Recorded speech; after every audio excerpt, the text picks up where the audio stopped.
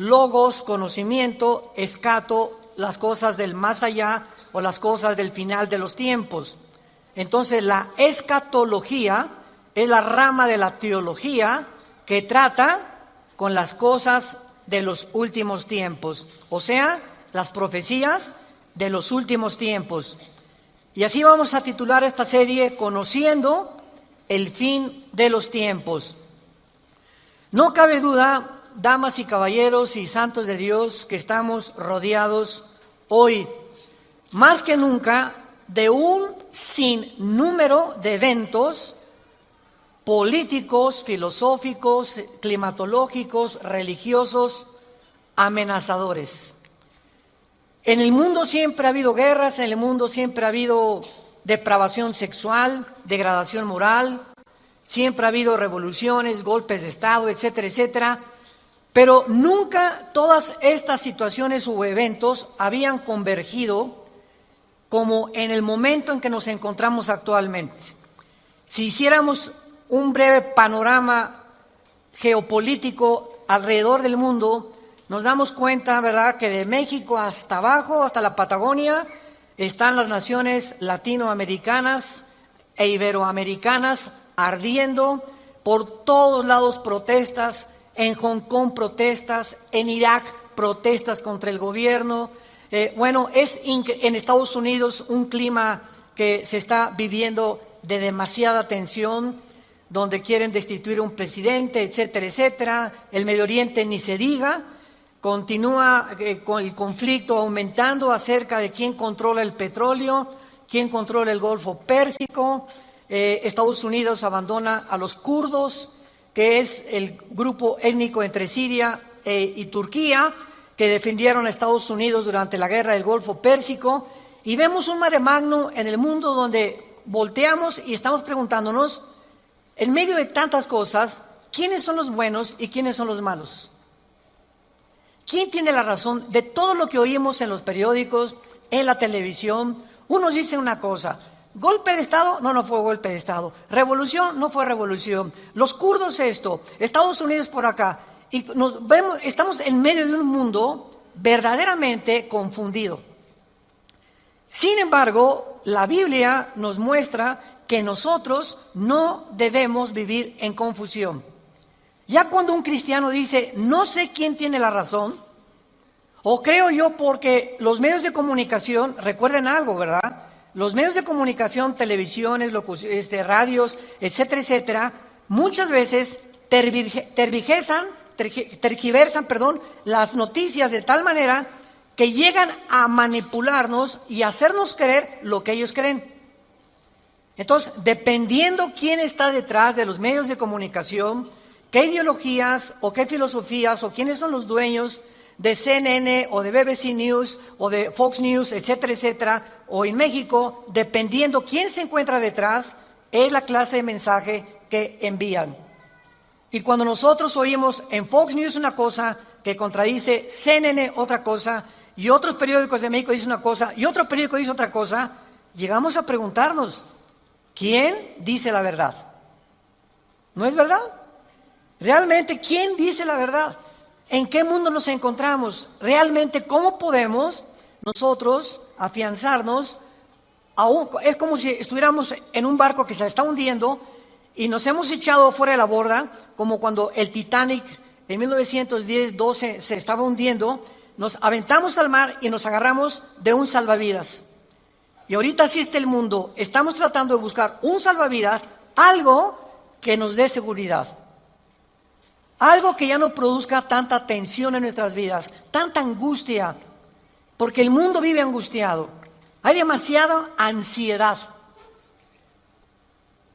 La enfermedad número 1, que la Clínica Mayo en Rochester, y el Hospital Hopkins en Estados Unidos, que son las dos clínicas médicas más respetadas que hay en el mundo en cuanto a evaluaciones y a sugerencias médicas, coincidieron hace algunos años en que el factor común denominador o la causa número 1, escúcheme con mucho cuidado, este es un dato que viene de clínicas médicas, no cristianas, la causa número 1 de las enfermedades mentales y físicas del ser humano en el siglo XXI es el estrés. El estrés es un estado de angustia, un estado de tensión, de ansiedad interna que no te deja vivir y que te hace que estés enojado contra el gobierno, enojado con tu papá, con tus hijos, etcétera, etcétera. Ves a toda la gente con recelo, no confías de nadie, te vuelves amargado, te vuelves amargada.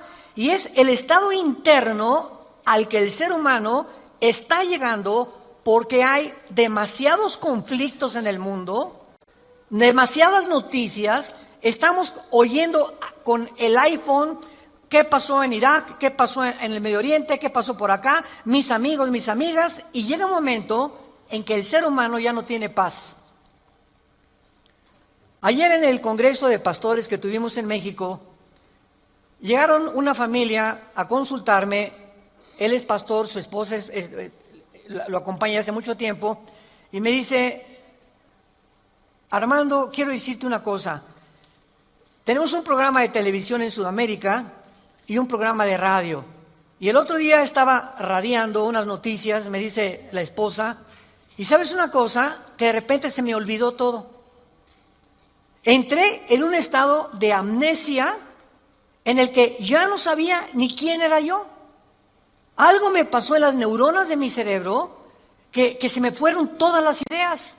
Y duré como 1 o 2 días, mi esposo asustadísimo, ¿qué me habrá pasado? No fue un golpe, no tuve un trauma, y se me fueron todas las ideas.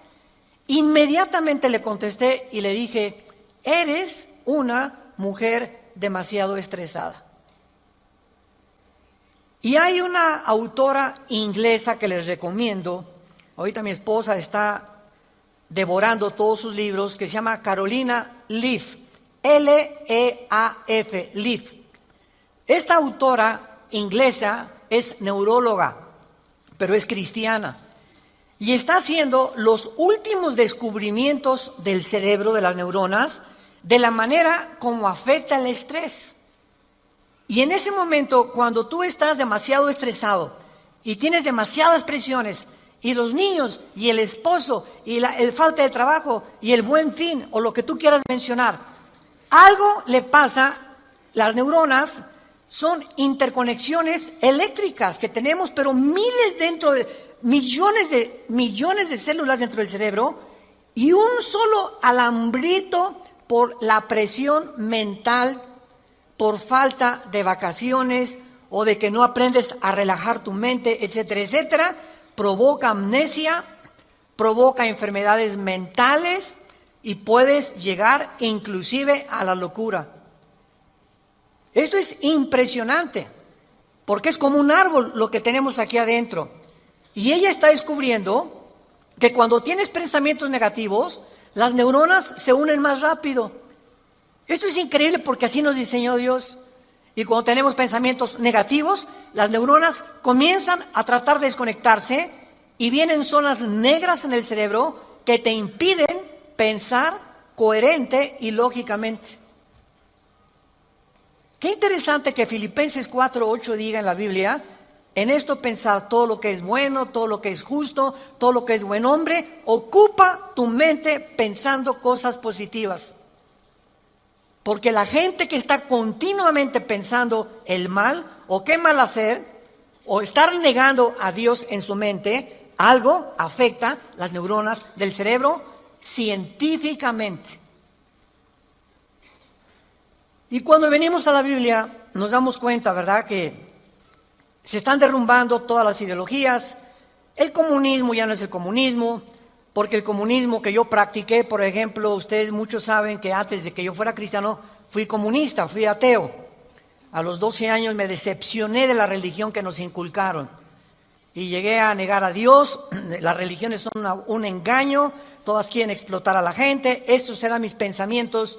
Tenía el Che Guevara arriba de mi cuarto con un póster inmenso de él, y Marx y Engels y Lenin, etcétera, etcétera. Y para mí ese era mi mundo y era lo que yo creía era la respuesta, un sistema ideológico para poder cambiar la sociedad.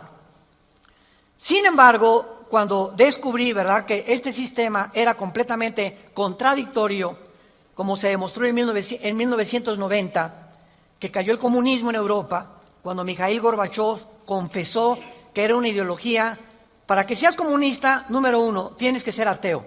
Escúchame con mucho cuidado. Número 2, tienes que ser darwiniano. O sea, tienes que creer que al morir no hay nada. Que vas a la tierra y que no hay Dios y ahí acabó. No hay otra vida, no hay mundo espiritual, no hay ninguna otra dimensión.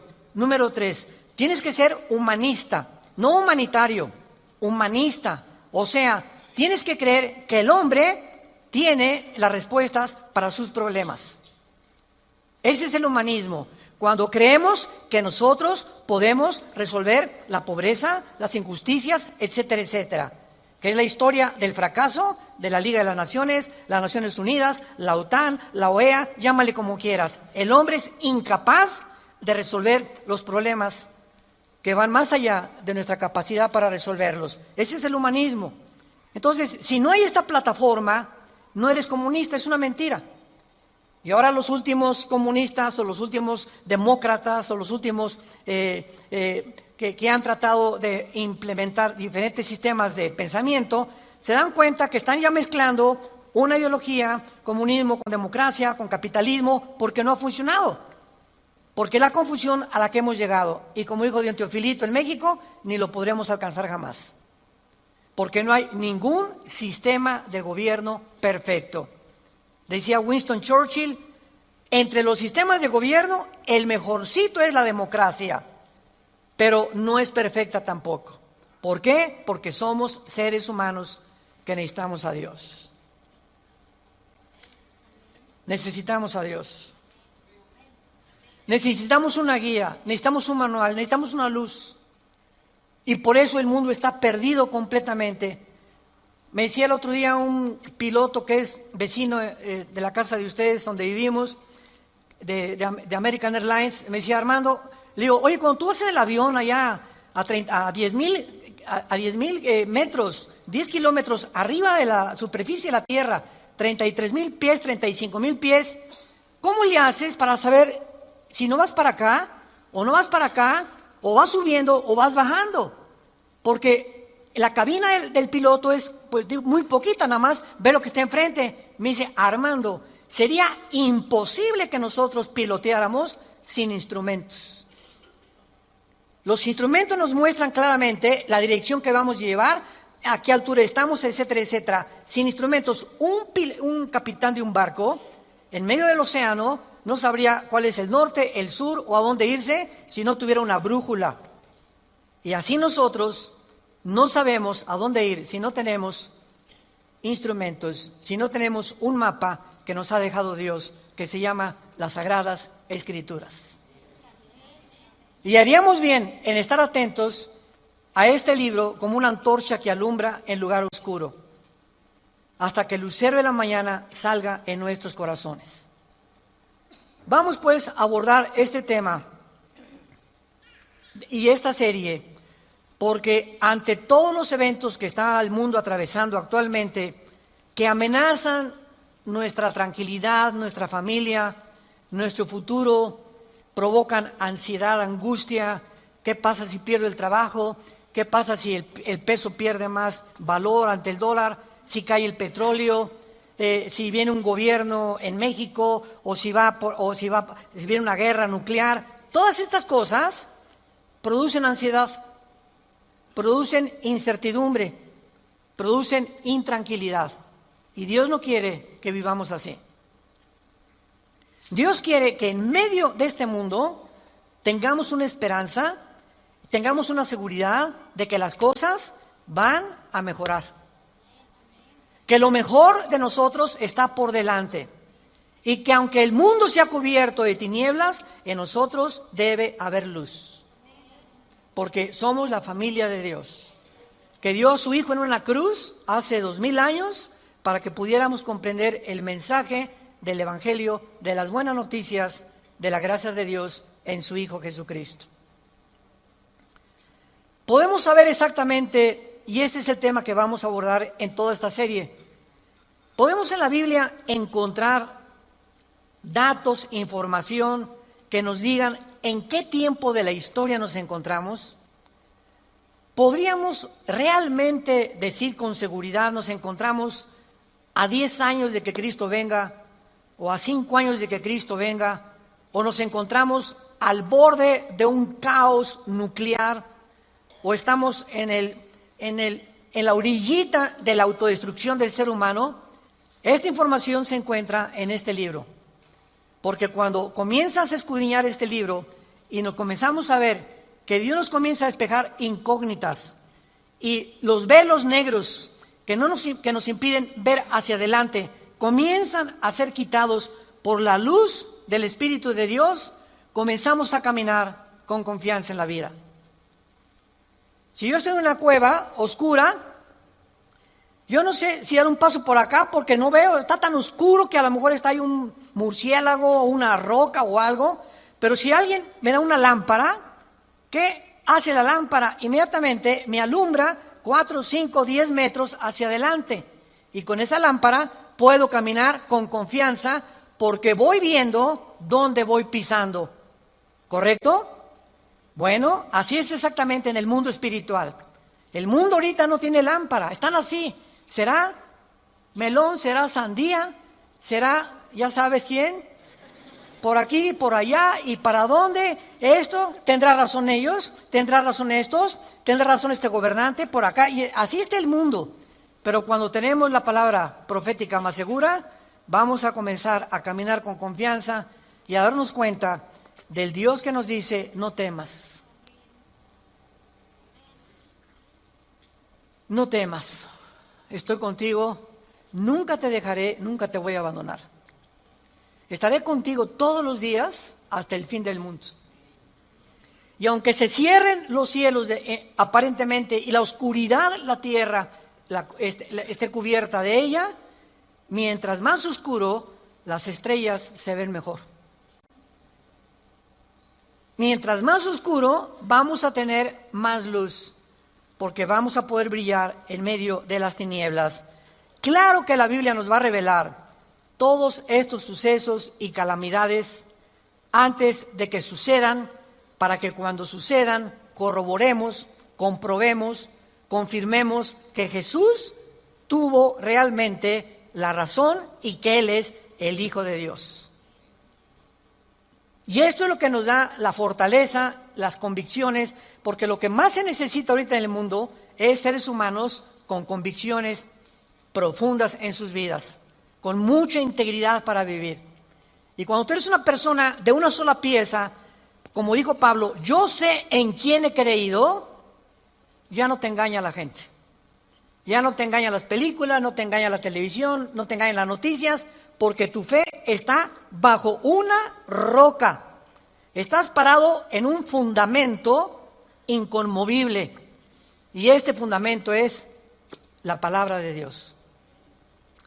Vayamos a ver algunos pasajes. En primer lugar, en el capítulo 46 del libro de Isaías. Si no traes la Biblia, por eso estás así.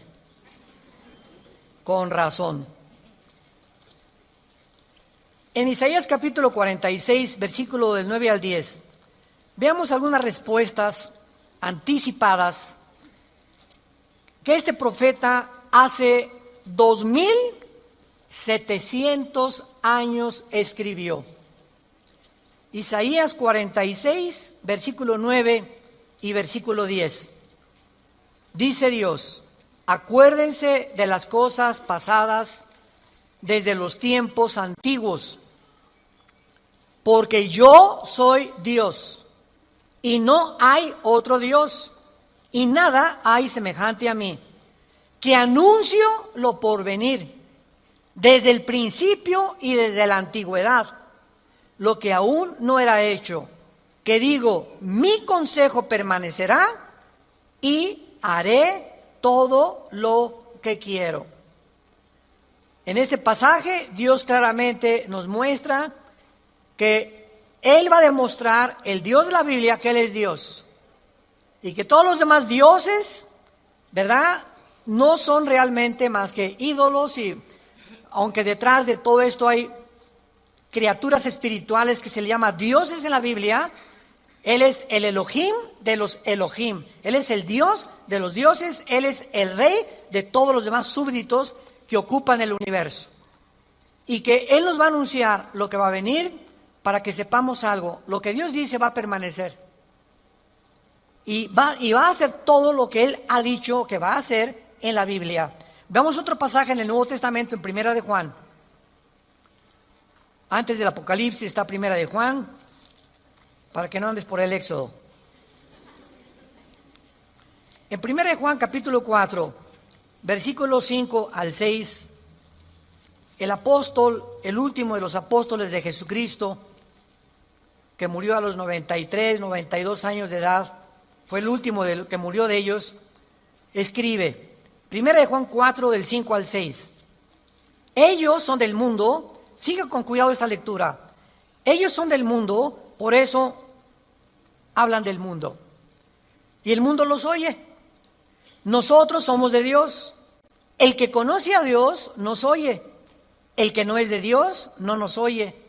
En esto conocemos el espíritu de verdad y el espíritu de error. Tú prendes el radio y dices, ¿qué quiero oír? La charrita del cuadrante. Bueno, porque eso es lo que quieres oír. Pero al mismo tiempo tu apartito de tu radio tiene ondas y tiene FM, tiene AM y tiene como 50 estaciones más que tú puedes oír. En el FM 91.3, 1440, etcétera, etcétera, ¿verdad? Pero tú sintonizas lo que tú quieres oír.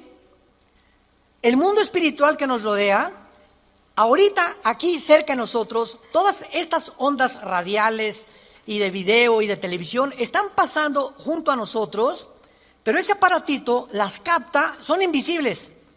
Y el hecho que no las veamos no implica que no existen, porque aquí están junto a nosotros. Pero ese aparatito lo prendo y capta esa onda que yo quiero, o hay otra banda más chica, o hay otra más grande, pero capta, repito, la estación que tú quieres bajar del mundo invisible. Y así pasa en el mundo espiritual. ¿A quién quieres oír? ¿A Buda? ¿A Marx? ¿A Che Guevara? ¿A Lenin? ¿A los brujos? ¿A los astrólogos? ¿A quién estás sintonizando en tu mente?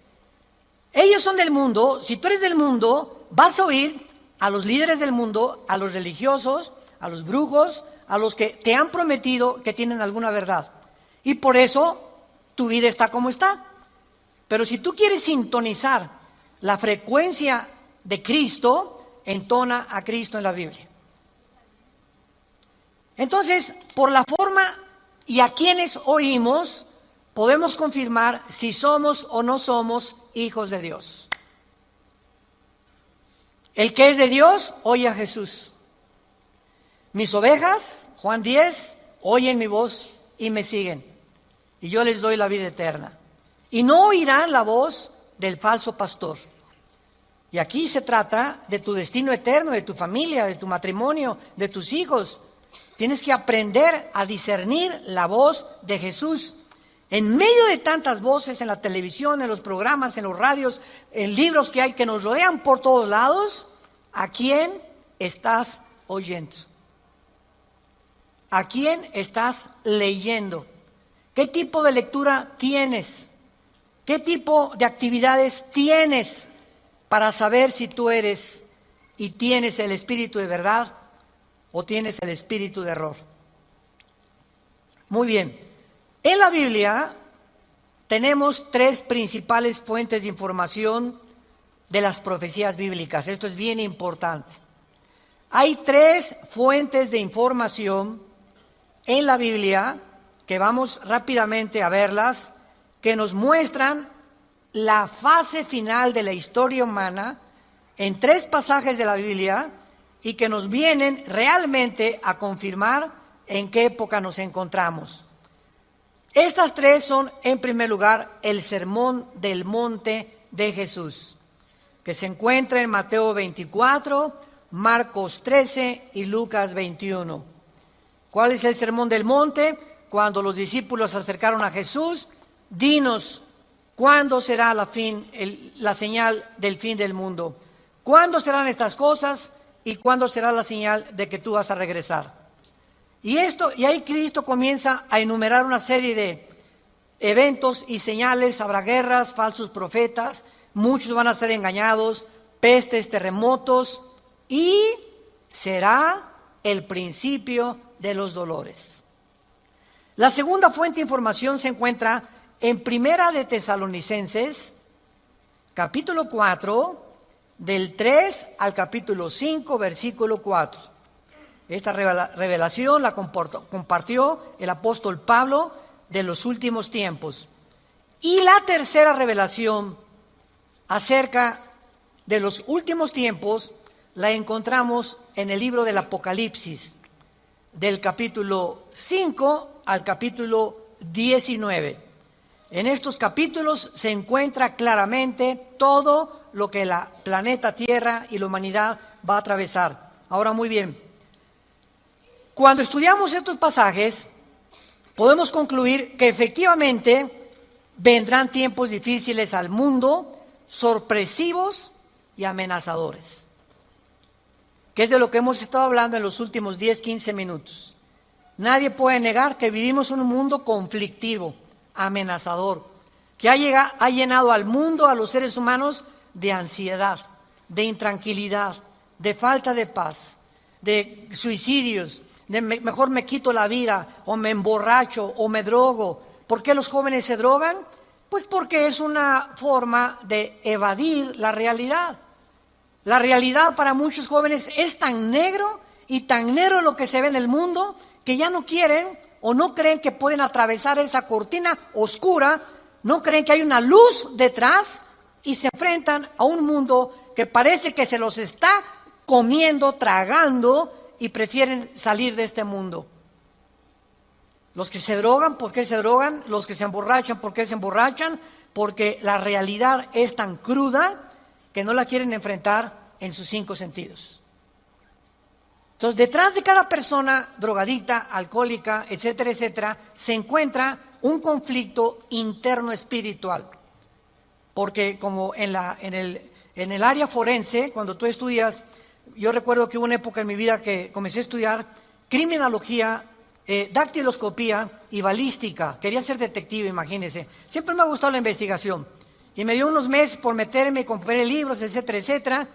Y siempre cuando en esa área te involucras, los detectives o los investigadores siempre están buscando el motivo por el cual alguien le quitó la vida a la otra persona. Porque siempre hay un motivo del que cometió fraude. El motivo de por qué mató a su mamá, el motivo por qué abandonó a su esposa. Siempre detrás de cada acción hay un motivo. Y cuando descubrimos el motivo, nos ayuda a poder tener una pieza del rompecabezas más clara para poder averiguar o decidir quién fue el asesino o quién fue el ladrón o quién se encuentra detrás de eso. Y cuando nosotros vemos esto, ¿verdad?, que el motivo por el cual la gente hace lo que hace en el mundo, nos damos cuenta que el mundo está espiritualmente muriéndose. Y nosotros tenemos la medicina. Qué triste que tengas compañeros en tu escuela que estén tan confundidos, que no les has hablado jamás de Cristo, que tengas amigos que haces negocios con ellos, que tengas un taller de carpintería, de plomería, o eres mecánico o abogado en tu bufete o un médico, y la gente a tu alrededor, vemos a la gente, caras vemos y están llorando por dentro, están deshechos por dentro. Que si esa hermanita, la enfermera que diga, ay hermanita doctora, ¿cómo está? Muy buenos días, ¿verdad? Y te encierras con ella y te pones enfrente de ella, te puede olvidar, se quitan esa máscara que están usando y caen en una expresión de llanto, de angustia, que están escondiendo, poniéndose una máscara de aparente felicidad. Y así las personas que tú ves, no es cierto que son lo que estás viendo. Detrás de cada persona se encuentra un drama. Se encuentran problemas más allá de lo que podemos imaginarnos. Así que nosotros tenemos la respuesta y la medicina, qué estamos haciendo con ella, y vamos a dar cuentas en la otra vida de todas las cosas que nunca cumplimos en la palabra de Dios al compartir el mensaje de Jesucristo. Ahora bien, vayamos a Mateo 24 y veamos rápidamente que del estudio de estos tres pasajes que acabamos de mencionar, el Sermón del Monte, Primera de Tesalonicenses 4 y el libro de Apocalipsis, podemos concluir, para poner el tapiz, el fundamento de nuestra serie que vamos a seguir desarrollando, que efectivamente estamos en el tiempo de eventos muy amenazadores, sorpresivos, y aunque nosotros los cristianos no querramos ver, ni vamos a estar, esto está garantizado, nosotros no nos vamos a encontrar en los acontecimientos del libro del Apocalipsis. La iglesia no va a encontrarse en los acontecimientos de Primera de Tesalonicenses 4, ni tampoco en el Sermón del Monte, más que en lo que les voy a mostrar ahorita. Y no vamos a ver nosotros el Armagedón. Creo que no vamos a conocer tampoco al Anticristo, pero hay algo que vamos a atravesar para que nos vayamos preparando y para que entendamos que para poder enfrentar lo que se viene se necesita carácter. Carácter. ¿Qué es el carácter? Es la formación interna que el Espíritu Santo nos quiere dar, donde estableces fundamentos y convicciones inconmovibles en tu vida. He decidido hacer esto, lo haces. Puntualidad, responsabilidad. Una persona, un cristiano irresponsable, tiene mucho que trabajar con su carácter. Un cristiano que siempre llega tarde a todos lados, tiene que trabajar mucho con su carácter. Decía hace algunos años, cuando Henry Ford hizo el primer carro modelo T, 1904, corría como 25 kilómetros por hora, su hijo Henry Ford II tomó la Ford Motor Company, la compañía de carros Ford en Estados Unidos, que fue la que más comenzó a vender carros a principios del siglo XX, y este hombre llegaba a la compañía de Ford y ponía al jefe de la planta, al jefe de la administración, al jefe de la supervisión, ponía a líderes en cada departamento. Y él llegaba cada 2 o 3 meses, y si ese líder no hacía que funcionara la planta que él le había dado, lo corría.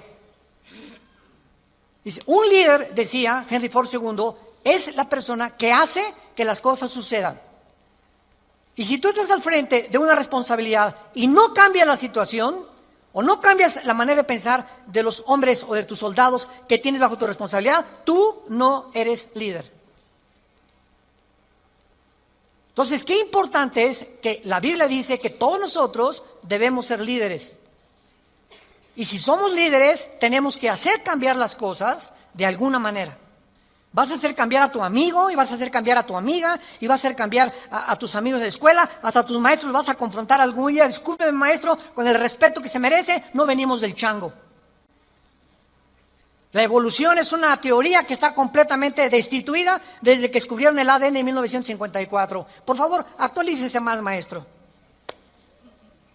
Entonces, cuando comenzamos a entender eso, es cuando comenzamos a comprender que este mundo, dice la Biblia, la mayoría serán engañados. Los mismos escogidos serán engañados, porque hay millones de cristianos sin carácter, flojos, irresponsables, impuntuales, sin falta de integridad. A nadie le hablan de Cristo, no comparten las buenas nuevas, no tienen convicciones profundas que los hacen ser gigantes, guerreros de Dios. Dice Mateo capítulo 24 en el Sermón del Monte el Señor Jesucristo, porque se acercan los discípulos para hacerle preguntas, versículo 3, Señor, dinos, vean las 3 preguntas que le hacen hace 2000 años. 1, ¿cuándo serán estas cosas? Querían saber el tiempo los discípulos. 2, ¿Qué señal habrá de tu venida? O sea, ¿habrá alguna señal que podamos percibir de que tú ya vienes al mundo? Y 3, ¿y hay alguna señal de que el mundo se va a acabar? De estas 3 preguntas, Cristo comienza a contestar algunas. Por ejemplo, la señal de su venida está hasta el versículo 29 y 30. Cuando el sol se oscurecerá, la luna se pondrá, etcétera, etcétera. Y esa es la señal de la venida de Cristo, que no vamos a estar aquí nosotros. Porque primero es el arrebatamiento y van a pasar 7 años de la tribulación y viene Jesucristo en la segunda venida, y los que estén en la segunda venida, que se hayan convertido en la persecución del anticristo, van a saber que cuando vengan estas señales cósmicas en el cielo, Cristo aparecerá en las nubes junto con nosotros, porque regresaremos con Él. Pero lo que me interesa compartirles es el versículo 6 en adelante, que es lo que nos atañe a la generación que estamos viviendo. Oirán de guerras y rumores de guerras. Miren que no se turben, porque es necesario que todo esto acontezca, pero aún no es el fin. Porque se levantará nación contra nación y reino contra reino, y habrá pestes y hambres y terremotos en diferentes lugares. Muy bien, si leemos solamente el versículo 6, oirán de guerras y rumores de guerras, toda la historia han sido estos, ¿no es verdad? Desde que Caín asesinó a Abel, que Caín asesinó a su hermano Abel, toda la historia, de acuerdo, lo quieres apuntar, al Instituto para la Investigación para la Paz, en Suecia, Estocolmo, dictaminaron que de los 6,000 años aproximadamente de historia que tenemos, de 6,000 años, solamente ha habido 25 años de paz. La historia humana es una historia de guerras, guerras, guerras, guerras, guerras, guerras. En 6,000 años, 25 años de paz. O sea, siempre ha habido conflictos, revoluciones, golpes de Estado. Es la historia de nosotros. Pero entonces ahí podríamos quedar confundidos. Oye, Señor, ¿de qué estás hablando? Siempre ha habido guerras. Versículo 7, Él lo explica. Porque se levantará nación contra nación y reino contra reino. Esto, una guerra mundial, una guerra de carácter internacional, donde se involucraron 3 o 4 naciones contra 3 o 4 o 5 naciones, nunca sucedió hasta 1910, la Primera Guerra Mundial. Ahí fue la primera vez en la historia que sucede una guerra de carácter internacional a través de toda la historia. Y casi 30 años después, la Segunda Guerra Mundial. Entonces, con esto nos situamos nosotros en una plataforma bastante sólida y podemos entender que cuando Jesús dice, se levantará nación contra nación y reino contra reino, y habrá pestes, porque las guerras producen pestes, plagas, ¿verdad? Enfermedades, calenturas, hambres, terremotos.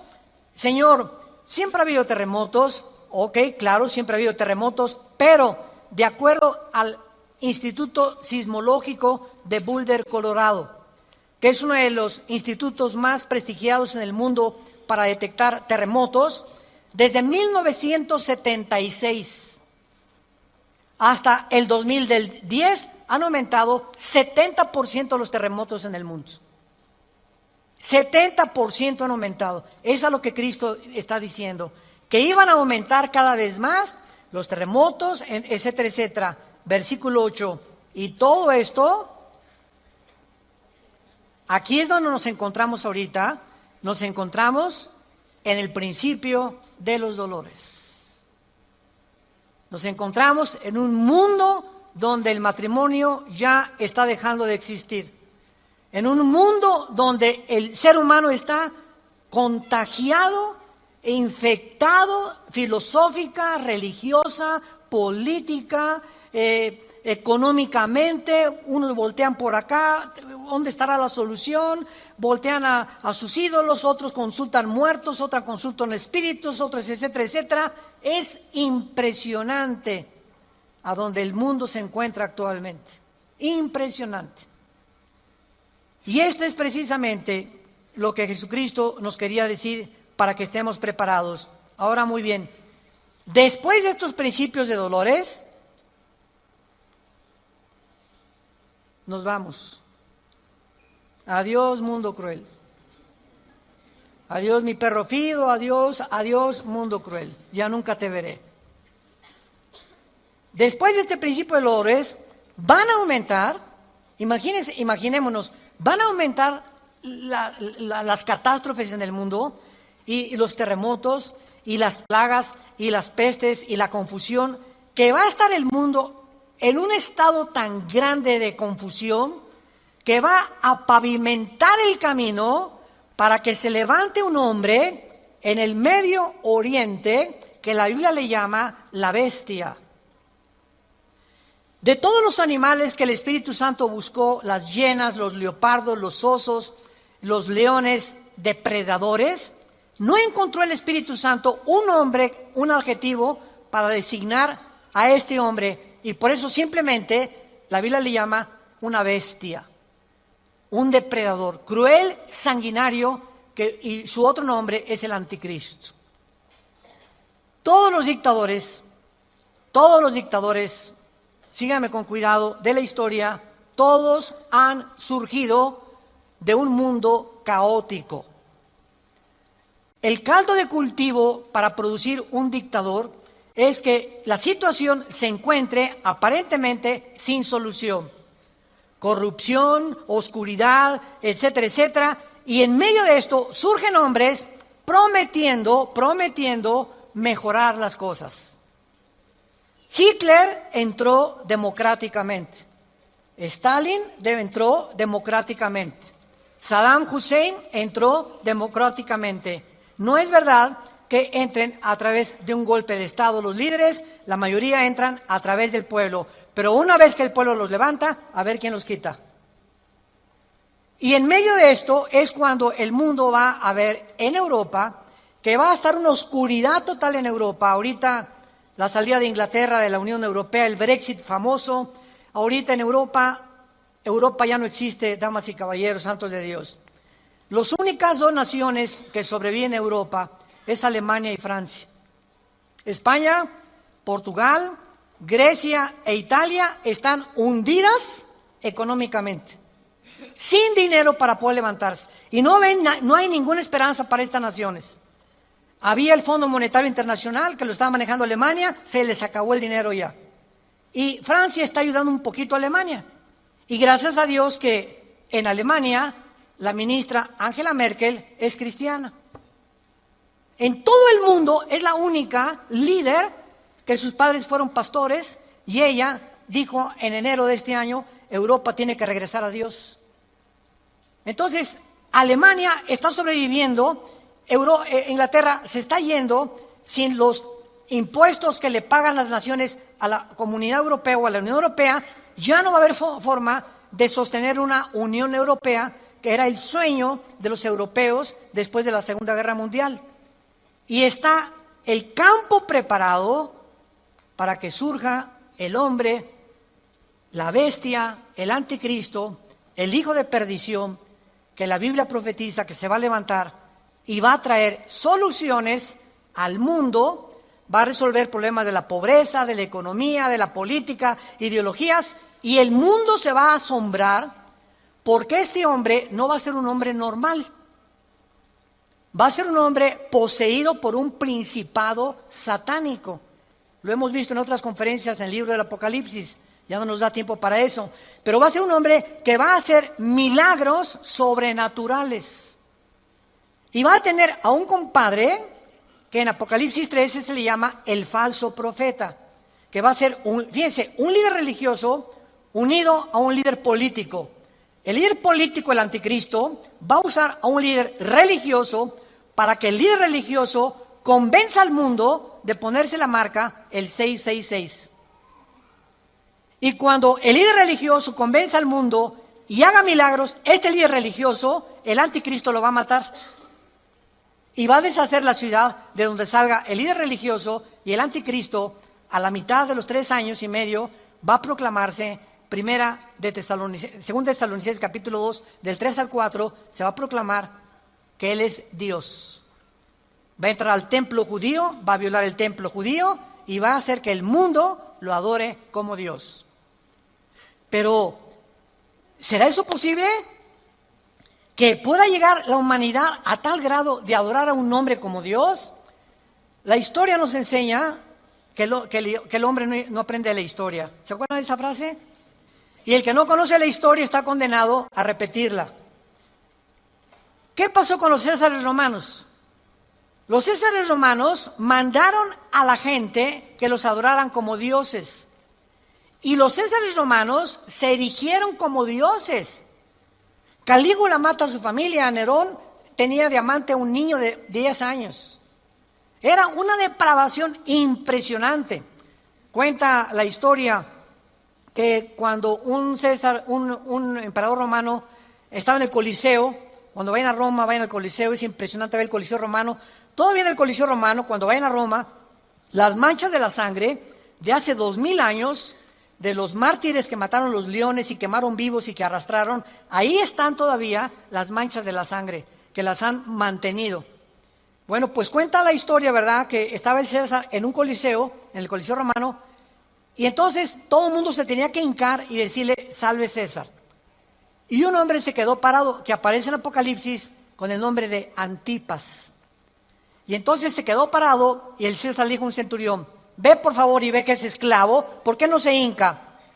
Y el centurión romano fue con Antipas.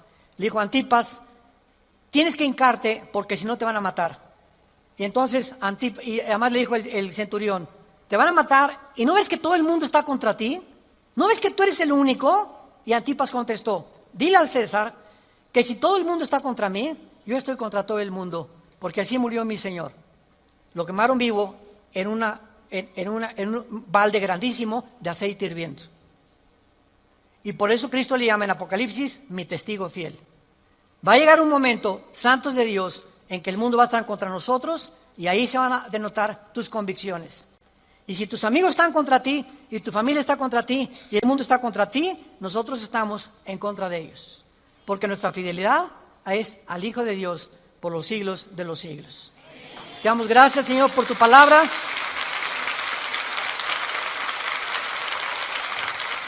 Bendito sea el nombre del Hijo de Dios, que nos ha hecho renacer su Padre para una esperanza viva por medio de su resurrección de entre los muertos, para que tengamos una esperanza que no puede morir en nuestro corazón y permanezcamos fieles a esta esperanza a la que todos hemos sido llamados. Al gran pastor de las ovejas, nuestro Señor Jesús, es nuestra lealtad, es nuestro amor, es nuestro corazón, porque Él fue el que dio su vida en nuestro lugar. A ti, Jesús, te damos gracias por vivir dentro de nosotros y saber que más pronto de lo que nos imaginamos, vienes por tu iglesia. Vienes por aquellos que han sido fieles hasta la muerte, que han mantenido firmes sus convicciones en medio de un mundo confundido, donde estos hijos e hijas tuyas han permanecido inconmovibles en la fe, aferrados a la roca, a la palabra de vida, que es la que nos ha dado la vida eterna. Te damos gracias, Señor, porque sigues llamando al mundo al arrepentimiento, a que se vuelvan a ti.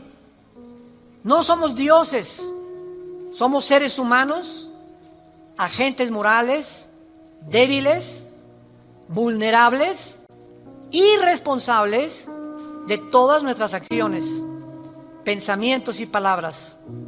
Y daremos cuenta algún día, después de nuestra muerte, de todo lo que hicimos mientras estábamos en este cuerpo que es temporal. Un cuerpo sujeto a la corrupción, pero dentro de nosotros el alma y el espíritu vivirá eternamente. Si tú esta mañana quieres invitar a Cristo y aún no estás seguro de que tienes la vida eterna o segura, dile simplemente estas palabras: Señor, te pido perdón por mis pecados. Creo que en esa cruz pagaste por ellos con tu sangre y que a los 3 días resucitaste de los muertos.